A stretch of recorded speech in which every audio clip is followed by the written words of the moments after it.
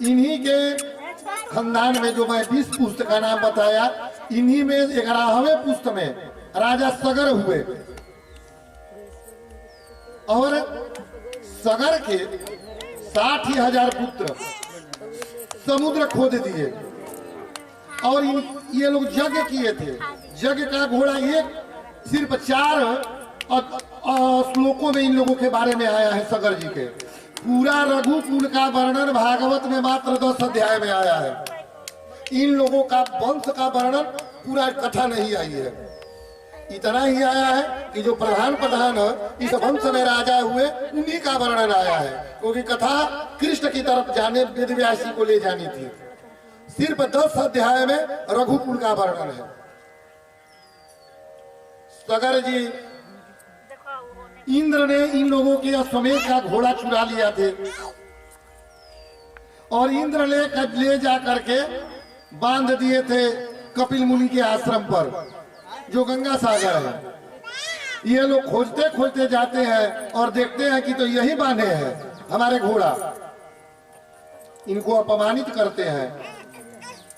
कपिल मुनि श्रापित कर देते हैं कि जाओ तुम भस्म हो जाओ। वो वहीं पर उनके 60,000 सगर के सभी पुत्र भस्म हो जाते हैं, मर जाते हैं।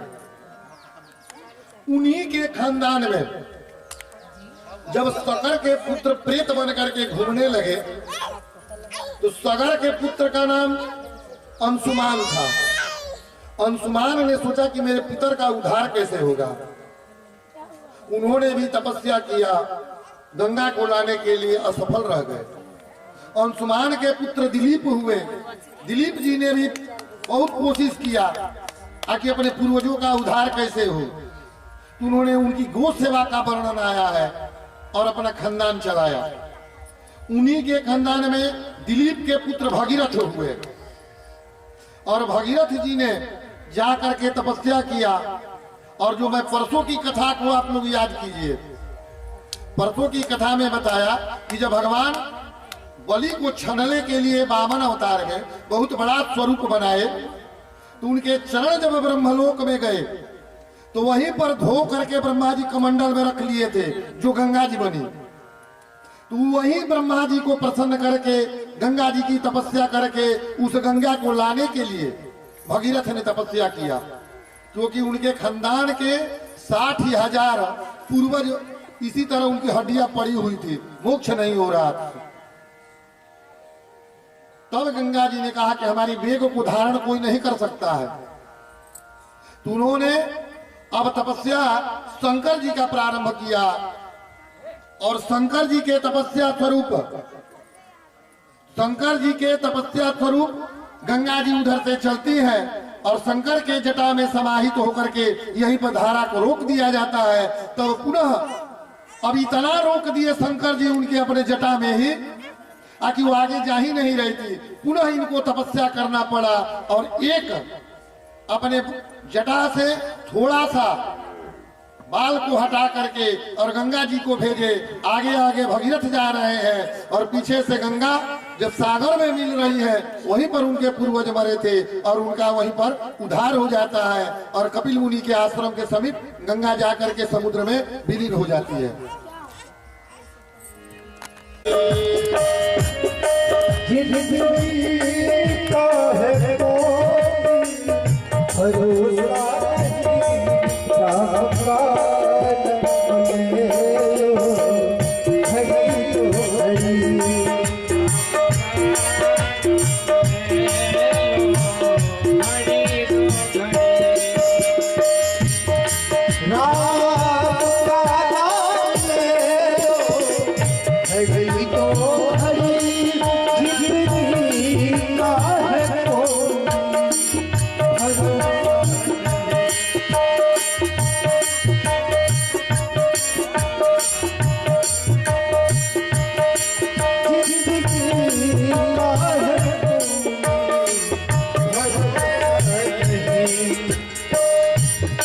राम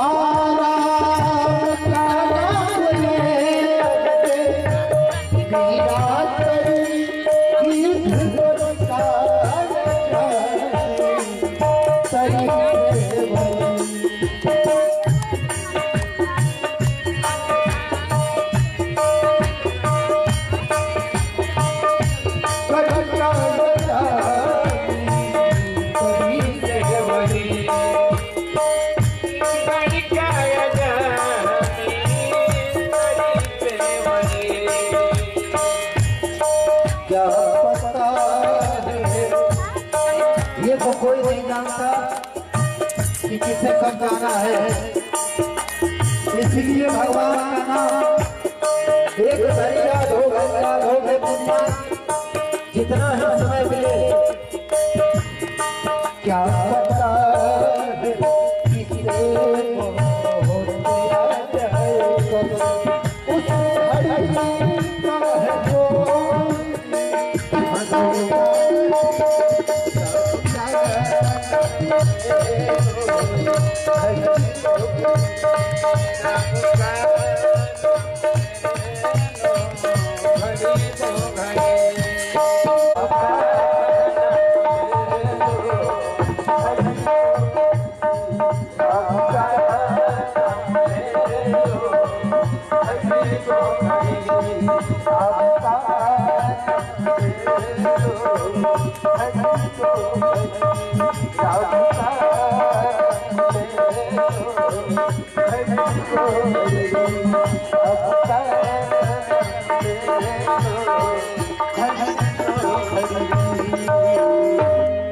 आनंद भगवान की जय।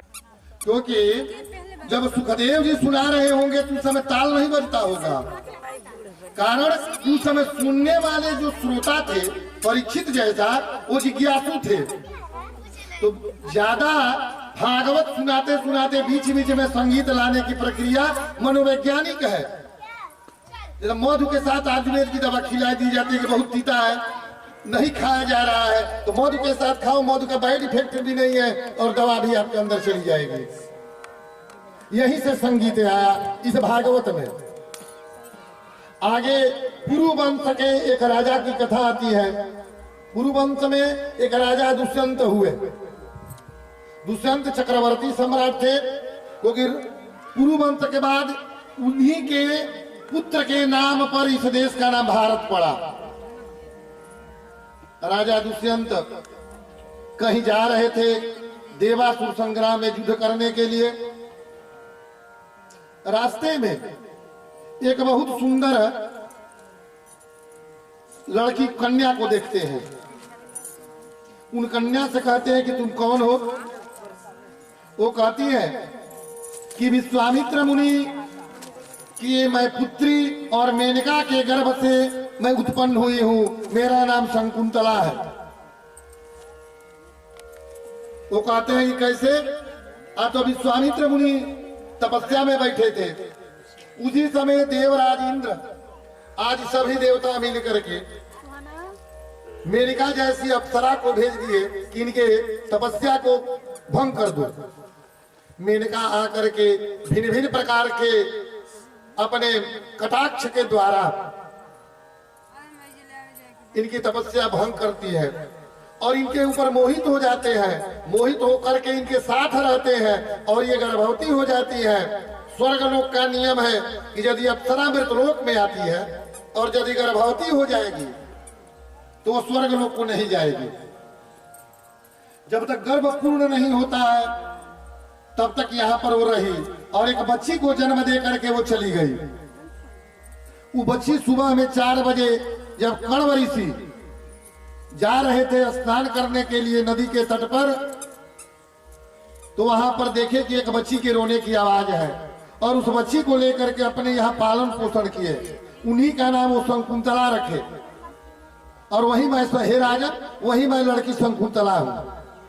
इनके साथ भी दुष्यंत का प्रेम हो जाता है और ये कहते हैं कि ये अंगूठी ले लो और अंगूठी ले करके तुम, मैं जब देवासुर संग्राम जीत करके आऊंगा तो तुम मेरे यहाँ मेरे राज्य में आ जाना और मैं तुमको पहचान लूंगा और अपनी रानी बना लूंगा। चले जाते हैं वो और इतना में ही शकुंतला गर्भवती हो जाती है। कुछ दिन के बाद वो जाती है अंगूठी लेकर के, अंगूठी रास्ते में खो जाता है। द्वारपाल से कहती है कि जाकर के राजा दुष्यंत जी से कह दीजिए ताकि उनकी पत्नी स्वरूपा शकुंतला आई है भेंट करने के लिए। वो कहते हैं कि अये सुंदरी, राजा कुछ आपको दिए हैं वो चिन्ह के रूप में। कहती है कि दिए थे, है नहीं, खदेड़ देते हैं। कहता है कि नहीं नहीं तुम जाओ, राजा जी से भेंट नहीं होगा, क्योंकि राजा जी का ये नियम है कि यदि कोई इनसे ये संपर्क करते हैं, उनको कुछ चिन्ह दे देते हैं कि हमारे यहाँ आओगी तो उसी चिन्ह से मैं भेंट कर लूंगा। लौट आती है, कण्व ऋषि भी रोने लगते हैं और उसी गर्भ से राजा भरत की उत्पत्ति होती है। भरत 5 वर्ष के जब होते हैं और इधर ये विरह में अपने जिंदगी को काट रही है शकुंतला। सुंदरता में शकुंतला से ज्यादा सुंदर अभी पौराणिक पात्र कोई नहीं हुआ, जिसका वर्णन भिन्न भिन्न प्रकार के विद्वानों ने अपने अपने रूप में अपने अपने कलम के द्वारा किया है।